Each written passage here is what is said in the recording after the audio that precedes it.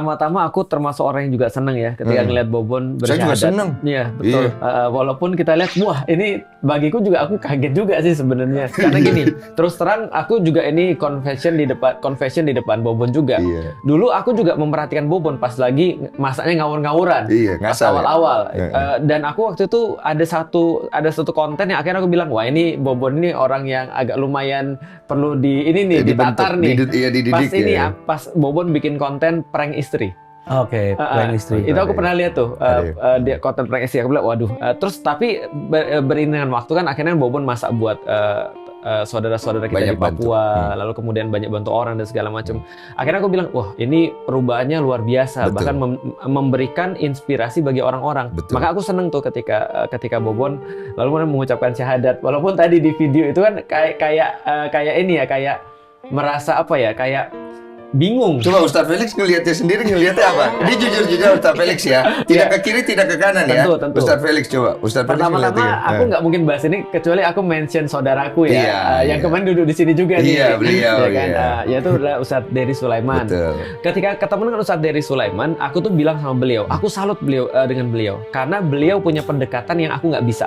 Ya, betul. Atau beliau punya pendekatan yang aku mungkin tidak memilih untuk di situ. Itu bukan karaktermu. Bukan karakterku. Tapi aku terus terang memang berpikir beliau ini memang punya kekuatan di satu sisi. Itu adalah beliau sangat-sangat semangat untuk bisa mendakwakan Islam. Sehingga dia sampai bisa untuk meminta orang untuk masuk Islam. Iya. Gitu kan ya. Tapi ada satu cerita yang sangat inspiratif yang aku juga ceritain pada orang lain tentang Ustadz Dery. Yaitu adalah tentang ada satu tempat, itu satu kompleks lah. Yang itu ada orang yang bukan Muslim awalnya di situ. Bertahun-tahun mereka berinteraksi, nggak mau masuk Islam ini orang. Atau nggak masuk, padahal dia sudah sangat dekat sekali dengan orang-orang Muslim itu. Mirip lah. Gitu Betul, ya. sangat mirip sekali. Ketika Ustadz Dery datang, lantas kemudian diminta untuk masuk Islam, langsung syahadat. Dan ketika ditanya, kenapa kamu baru masuk Islam sekarang? Dulu-dulu kan bukannya kamu sangat dekat nih dengan orang-orang Muslim. Dia bilang, nggak ada yang minta saya. Oh. Nggak ada yang ngajak saya. Iya, tapi memang orangnya sudah ada Sudah keinginan. dekat. Berarti yang kurang cuma satu kan? Diajak. Maka dia langsung masuk Islam. Nah itu kekuatan Ustadz Dery tuh. Oh gitu. Oke. Nah, jadi sehingga ketika Ustadz Dery pun ketemu dengan aku di Dr. Richard, waktu itu beliau juga spill gitu kan ya. Ini kayaknya doain aja ada yang mau untuk masuk Islam. Salah satunya disebut adalah Bobon. Aku langsung angkat tangan dong. Amin. Aku bilang gitu kan ya. Tapi ketika di sana aku lihat, oh ya ini mungkin aku lihat ada sesuatu yang tidak siap gitu kan ya. Mungkin atau bingung gitu kan ya. Walaupun itu tidak menghilangkan esensi keislamannya Bobon dan kebaikan daripada Ustadz Dery. Iya. Jadi aku melihat itu sih sebenarnya. Iya. Nah sekarang kita mau tanya dulu. Maka aku langsung follow Bobon ya. Kejanggalan yang dirasakan oleh beliau apa? Karena kan Islam itu terbuka, bro. Iya terbuka. Kemarin saya udah ngobrol sama Ustadz Khalid juga di sini mengenai tentang syahadat dan lain-lain gitu. Islam itu sangat terbuka. Sangat terbuka. Hari ini pun lu mau meng-cancel, misalnya hari ini saya menyatakan bahwa saya ini tidak Islam, saya Kristen, itu Islam terbuka banget. Iya. Tanya Ustadz Felix. Sebenarnya kalau konteks dalam hal takutnya kan penonton ngira kita main-mainin. Betul. Oke. Jadi sebenarnya dalam konteks itu kita nggak ada niatan sama sekali. Betul. Jadi gua sedikit ceritain Bang Denso. Silakan, Jadi dari silakan. awal itu komunikasi kita dengan Ustadz Dery ini memang sudah cukup lama. Ya.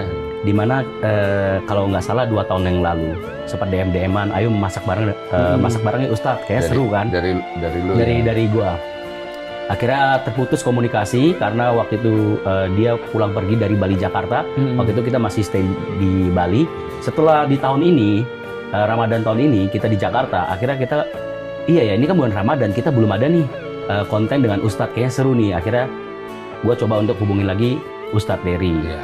Akhirnya gayung bersambut, ada yang support kambing, alhamdulillah. Karena kan tujuannya memang masak untuk ratusan masyarakat. Oke. Jadi dari situ kos kita juga terpangkas setengahnya.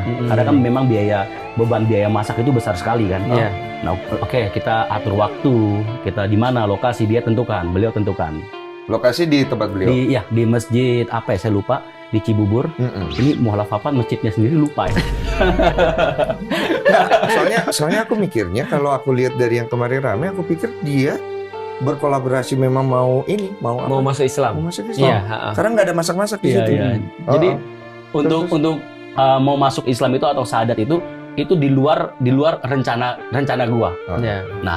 Nah, jadi waktu itu setelah hari H kita datang tentukan menunya. Tadinya mau masak nasi biryani ya. Cuma ternyata kita habis dari Bandung Ustadz, malamnya habis dari Bandung, jadi agak sedikit capek untuk prepare nasi biryani itu sangat susah, sangat lama. Lama waktunya. Akhirnya sudah kambing itu kita masak dengan cara bikin sop ala Arab. Oke. Begitu nyampe di sana, 9 ekor sudah dipotong, tinggal ada 1 ekor yang belum. Jadi memang untuk tampilan di video lah ya, kita ada scene, ada adegan kita menyembelih kambing. Nah, kayaknya dari Ustadz Dery itu ada menyampaikan, jadi kalau misalnya untuk non-muslim itu tidak boleh menyembelih kambing. Ini mungkin bahasanya seperti itulah ya. Sembelihannya adalah sembelihan orang yang bersyahadat. Kalau misalnya itu nggak halal ya? Sebenarnya ada juga yang mengatur sembelihan ahli kitab itu boleh dimakan. Sebenarnya. Ini setuju baru tahu nih. Nah jadi memang gua sendiri memang nggak ada niatan buat nyembeli karena juga nggak berani. Karena kan agak takut juga kan. Tapi ya sudah, namanya kita waktu itu konteks di sana itu kita masak dan direkam. Akhir hasil dari rekaman itu menjadi sebuah konten. Akhirnya kita rekam. Kita rekam, Ustadz waktu itu ada seorang mualaf baru. Saya tanya berapa lama jadi seorang mualaf. Karena kita penasaran juga kan perjalanan kisah seorang mualaf seperti itu kan. Terus dari Ustadz Dery sendiri nanya kembali, Bobon kira-kira kapan nih jadi mualaf? Biasanya saya menjawab, kalau teman-teman biasa candaan dari teman-teman itu, biasa saya menjawab, namanya manusia, hidayah itu tidak bisa kita tolak. Kalau Tuhan berkehendak hari ini. Nah, jawaban seperti itu sebenarnya kalau benar-benar hidayah hari ini datang pun, hari ini kita siap. Namanya manusia, kita tidak kuasa untuk menahan hidayah dari Allah kan. Kalau udah hidayah kan kenanya langsung ke sini, kayak kamu masuk Islam ya udah berangkat gitu. Nah, akhirnya begitu beliau dengar ucapan saya seperti itu, dipeganglah tangan. Dikasih amplop. Kira dikasih amplop. Dipegang tangan. Ini buat kamu bawa pulang ya. Dipegang tangan. Tangan lu dipegang. Ayo syahadat.